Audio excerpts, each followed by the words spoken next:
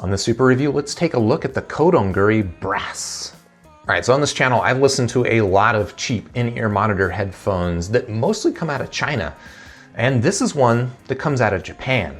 This is the Co-Donguri Brass, and this is, I think, a really interesting headphone that I didn't know about until someone in the comments brought it up. So thank you for bringing it up in the comments. If you have any other recommendations, please let me know. This one, I think is gonna be pretty interesting. So apart from it just being from a different country, this thing, okay, it also looks pretty weird. It looks pretty different than other in-ear monitors. It does not have a replaceable cable, which makes it a little bit different, but that's not the main thing that makes the Co-Donguri different. What makes the Co-Donguri really interesting is the internal design, and that they've dealt with the challenge of harsh treble in a particularly unique way. Rather than having sort of a mesh on the inside that dampens the treble, they've got this unique spiral design on the inside of the headphone that's supposed to give it really smooth treble that's also really natural sounding. I don't know if I'm gonna be able to tell that difference, but we'll go ahead and open up the box. We'll find out what we get inside the Co-Donguri Brass, and then I'll give it a listening test and compare it to some other earbuds that I've got in the same price range, maybe even compare it to some more expensive ones. Let's see how it does. All right, we got the Co-Donguri Brass in a box, and most of this is in Japanese, so it's not gonna be much help to me. My Japanese is extremely limited. Up here we can see that it references a 10mm driver. Let's see, 106 decibels, dBs, PL, whatever sensitivity. It's got a frequency response of 5 Hertz to 40,000 Hertz, which qualifies it for high resolution certification. Although that doesn't look like the typical high res certified logo. I don't know if they've just kind of attached that or if that's actually an actual certification. Let's see down here, it's an 18 ohm headphone, 22 grams, 3.5mm cable. Looking here at the back of the box, we got a diagram that shows you can wear these either hanging down or wrapped over the back of your ear. We do also have a little diagram that shows a little bit about this tornado equalizer I talked about. This is the thing that makes the Co-Donguri interesting. Now this company, Ocharaku, makes a bunch of other headphones that use this tornado equalizer technology.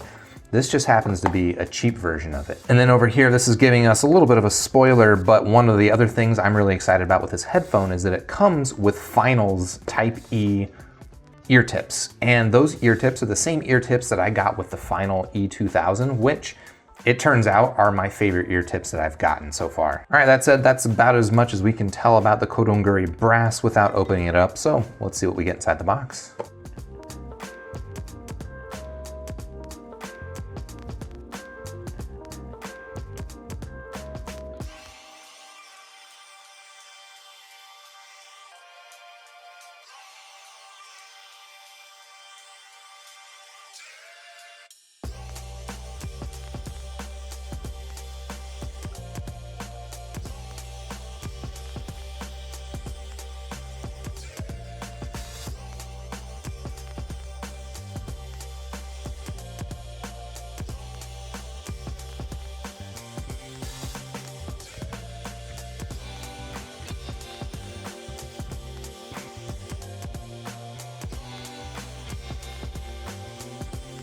All right, so we got the Co-Donguri Brass unboxed, and what do you get? Well, pretty standard fare for a set of in-ear monitors like this.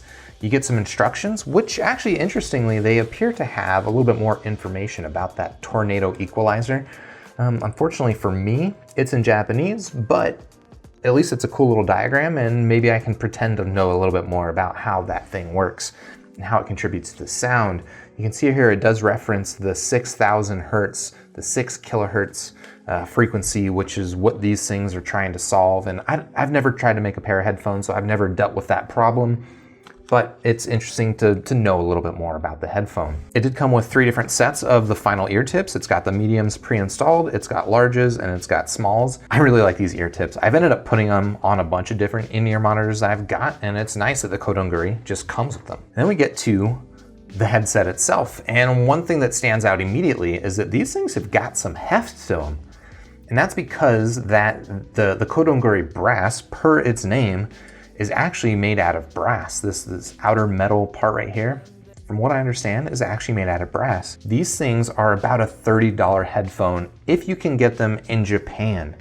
When I looked on Amazon in the US, they go for about 90 bucks. So there's quite a bit of a markup to get these things in the States. That said, I was able to find them on cdjapan.com and they ship to the United States for about 7 bucks. So I got these for a little under 40 bucks, which I don't think is too bad. The final E2000s that I got, also from Japan, also have a pre-installed cable. They also cost about 40 bucks. What I'm really interested to find out is, do these things sound like 40 bucks? Do they maybe even sound better than 40 bucks? So without further ado, I'm gonna bring in my Walkman, hook these things up, give them a listening test, run them against my reference library of music, like a little bit of Michael Jackson, some De La Soul, a little FKJ, a little electronic music, a little bit of hip hop, a little bit of jazz, a bunch of different music that I like to listen to, and we'll find out how do the Co-Donguri Brass sound, especially compared to other in-ear monitors in this price range.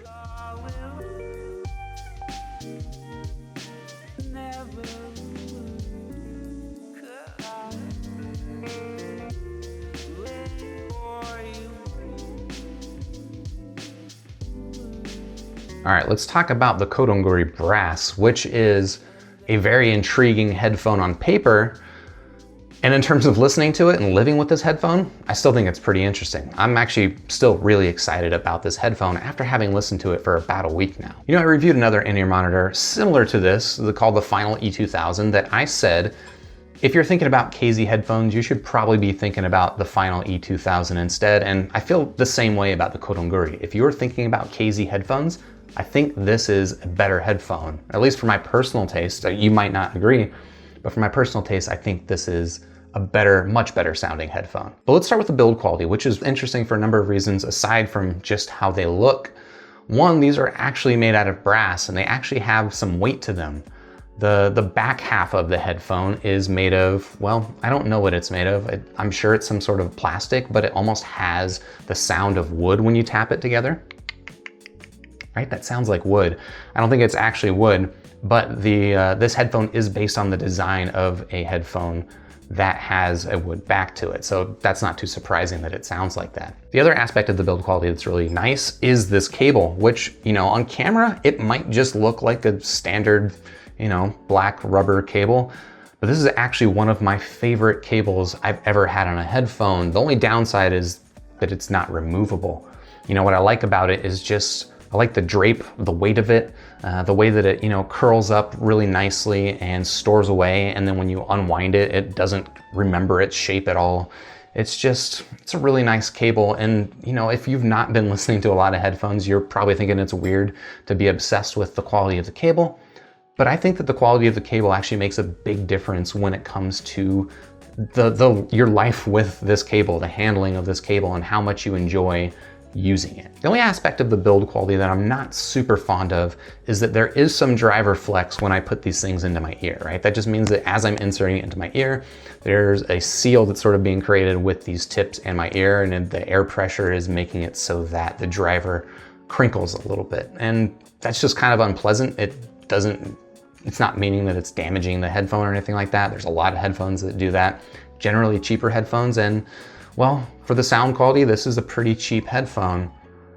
It's just a little bit disappointing. That's my one quibble. But then we get to the sound, and that is where I think the Co-Donguri Brass really shines, all right? This build quality is nice, but if it's not a nice sounding headphone, I'm still not gonna wanna listen to it. Fortunately, this is a great sounding headphone. This is a headphone that really caters to my personal preferences in sound, which is that I like a bright sounding headphone. And this is a pretty bright sounding headphone. Now, it's not a super bright sounding headphone. It's not, I wouldn't say it's fatiguing like something like a Grado headphone, which I still like.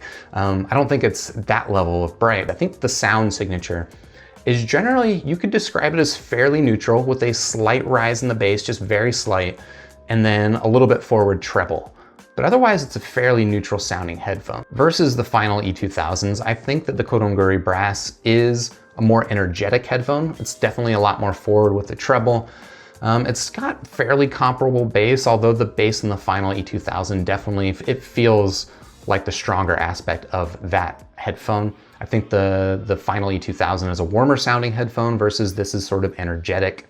Personally, I prefer this, but they're both pretty good sounding headphones, and some people I think will prefer the Finals. versus the tin hi-fi T2s. This is a fuller sound, so this is kind of somewhere in between the tin hi-fis and the finals. Not that they even necessarily sound anything like, but these are somewhere in the middle, right? Where it's a little bit fuller than the tin hi-fi. The treble is not quite as forward, but it is still very good. It's a very open, airy sounding headphone that gives a really good sense of space. Not quite as much air as the T2 Pros, but it's still really good treble, and that's one of the reasons that I love the Co-Donguri Brass. If I were to rate this headphone out of 5 stars, I'd give it a really solid 5 stars out of 5. You know, this thing, you can get it online if you order it from Japan for about 35 bucks, which is, I think it's a killer deal for a headphone that sounds this good. If you want to buy it on Amazon in the US, it's going to cost you closer to around 70 bucks, but I think at that price, it's still worth it. Like the build quality, you're going to get this headphone and it's going to feel like a $70 headphone. It's going to sound like a better than a $70 headphone. So I think at 70 bucks, it's not bad. At 35 bucks, it's a crazy steal. If you're interested in checking out the Co-Donguri Brass, I do have links in the description down below. I'll have a link to Amazon as well as a link to CD Japan, which is where I got this for 35 bucks. While you're down there, you can hit the like button for the video if you like the video. You can subscribe to the channel, and then I'll see you in the next super review.